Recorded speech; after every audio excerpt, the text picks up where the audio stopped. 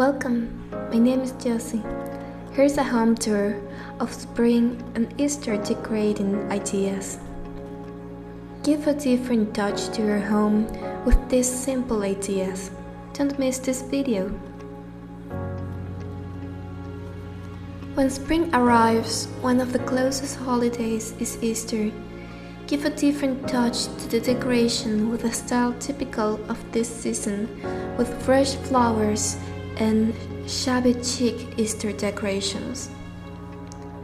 Pastel colors, pinks, blues, yellows, and others.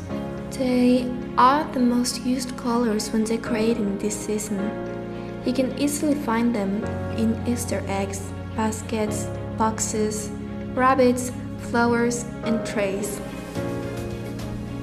And how do you do your decoration this spring? Spring is the time of flowers, and you have to take advantage of the natural bouquets in this season. Get one of them for each space and introduce the colors of spring at home with your favorite flowers. Another of the ideas to decorate the house in spring is to add plants that you like to get completely spring look.